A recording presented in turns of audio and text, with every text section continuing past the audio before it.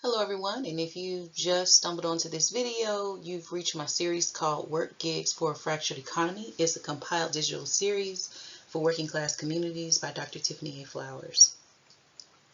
So if you haven't had the chance, go back and watch gigs 1 through 11. I provide information on certification, where to find applications so you can apply for jobs, as well as any kind of benefit information that's posted. So as I'm continuing this series, one of the things that I'm doing is also ensuring that you all have access to information that you may not necessarily have now or you didn't know about. And so I'm posting articles and things like that so that you can go back and read some of those tips about ways to survive right now that I think are valid. I also believe that with the working class that you need to consider other possibilities for cash infusions, and I'll be doing some more content on that later. But I also include some information in another series. It's kind of an ongoing series on my lifestyle blog where I talk about ways to save money at the grocery store, which if you know anything about bills, and I'm sure you do if you're watching this video, the grocery store is your grocery bill is the second largest bill in your house, and with inflation it could end up becoming your largest bill. So I'm hoping that you all are enjoying the series, and I look forward to bringing you more gigs. This is gig number 12, so I actually have about 49 or 48 more to post, and I'm finding new gigs every day. So stay tuned, and if you know somebody who can use this series, please make sure that you send this information to them. Thanks. Hello everyone. So the current job market realities, and this article is from Business Insider, November 4, 2025. The list of major companies laying off staff this year includes Amazon, Starbucks, Oracle, American Airlines, and more. And I just want you to remember that these are not all white collar jobs. These are blue collar jobs for working class people who are working in these situations. So I want you to start going through the gig series. If you haven't already, look for something that is within your area of expertise. So if you were a barista at Starbucks, you could definitely transfer those skills to become a cater waiter. If you worked at any of the airlines and you've worked in any kind of other capacities, that means that you understand the importance of official paperwork. So Notary Public might be right up your alley. So I want you to consider these different things as we're going through these different gigs. So the current job market reality is one that really doesn't signal job security, and this is exactly why I started the gig series.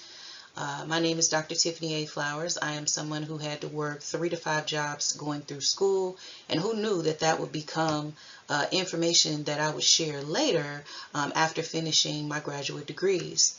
And so one of the things that I wanted to talk to you about today is the idea that you will have job security in any job.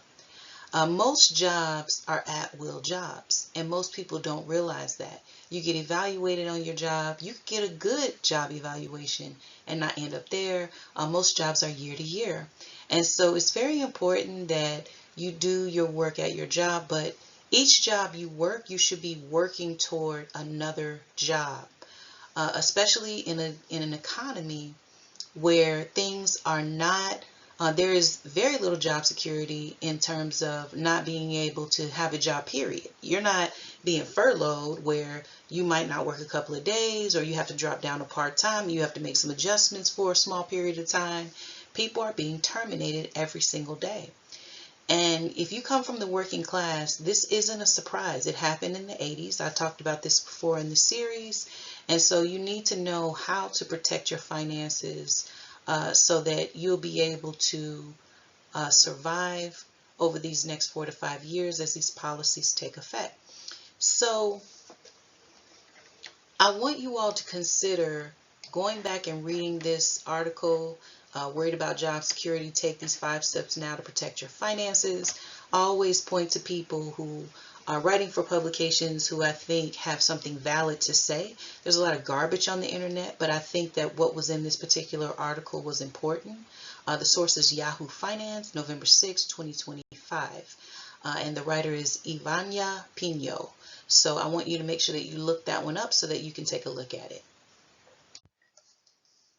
Gig 12, substitute teacher. Now for some people, they're saying, oh my gosh, as they're listening to this, why didn't I think of this before? And I just want to say that being a substitute isn't easy. But again, if you have the aptitude of working with children, and you can go in and you can work as a substitute for preschool, for pre-K children, for kindergarten, you can look at the elementary grades, you can look at the middle grades, you can look at the high school grades. Whatever grade levels you think you have the aptitude for, you go in and you follow the teacher's directions. You want to look up research on how to be a substitute. I actually did this. I had this gig. This was one of the gigs that I worked through school while I was studying to become a teacher and to go into the field of education. And I think it's a valid gig. It's not something that's every single day unless you want it to be. You can literally schedule your substitute teaching in advance. You can make sure that I didn't have a car when I substituted. I made sure that I only substituted at 3 schools that were in the neighborhood. And so what I would do is I would either walk to work on days that I couldn't catch the bus, or I'd catch the bus. I'd get a bus pass and go.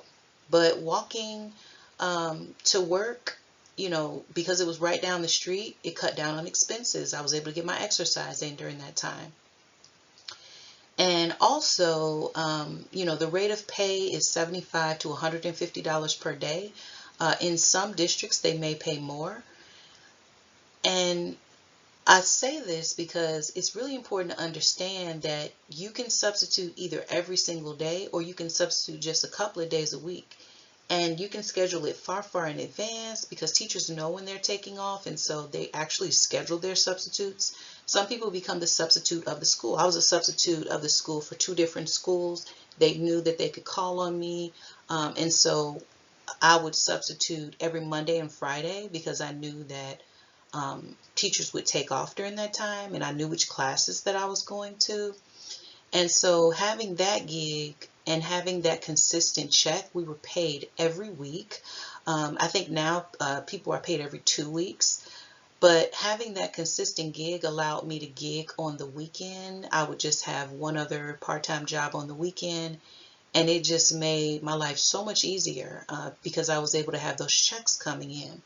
And so I recommend it for people who are looking for something that's a little bit more consistent in terms of being able to have a gig where you'll get called at least 3 to 4 times a week, or you could schedule that. And you can schedule your substituting around another gig that you have during the week if you want. This is a great way for you all to be able to make money, but also if you are interested in education, if you get into the district and you decide, you know what, I don't want to be a substitute, I think I want to be a parapro, which is gig number 11. A lot of districts have a parapro to teacher program where they will help supplement paying for your certification. So if you already have a degree, this would be a great gig for you. Qualifications. So in order to substitute, you need either a 2-year or a 4-year degree. You are focused on student learning, so because of that, you want to make sure that you have at least 60 hours, I believe is the requirement. Additionally, you need to be certified in some states to be a substitute. So if you're somebody that went to school and you just never got certification, you should look up what the certification requirements are if you're planning to go back into the field and use your degree. Go ahead and get certified and go ahead and apply for a job, because a lot of times the ones who already have a degree and you're just not using it, you can go right back into the school system and get a job, because right now it's a teacher shortage. You need a background, you need to be professional and be able to pass a background check. You need to be able to follow lesson plans and procedures. You don't necessarily have to have your own lesson plans, because teachers have their plans. Now, good substitutes, we always have extra plans, but teachers are supposed to have their plans. Where to find substitute teacher gigs? Indeed, LinkedIn, Recruiter, but the best place to find them are school district websites. A lot of times school districts are doing onboarding every month, because they are looking for substitute teachers to have in the pool. And if you sign up to become a substitute teacher and you pass the background checks and all of the information that you need to do, they put you through a short little training on how to do classroom management and things like that.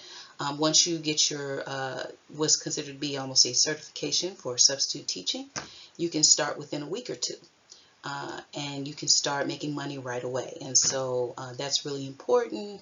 So you want to make sure that if this is something you're interested in, you want to start signing up now so that you can be ready to go before the holiday and start going in and subbing the day or two before a holiday. Now, if you're looking for more information, I'm going to drop some links below to some school districts that I know are in dire need of substitute teachers right now.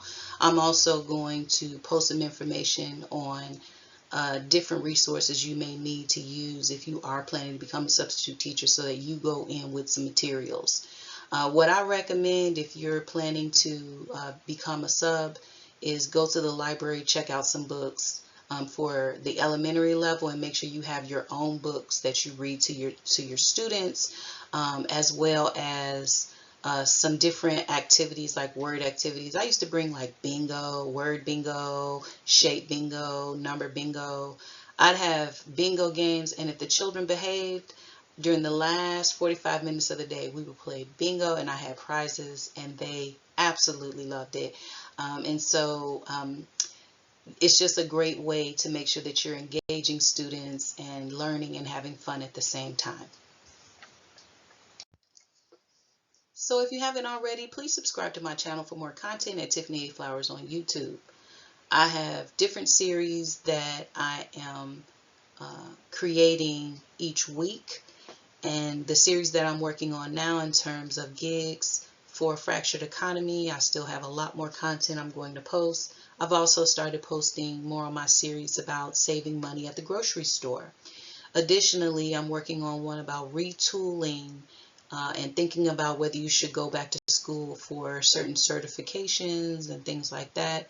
And so I'll be posting that information soon as well. Take care.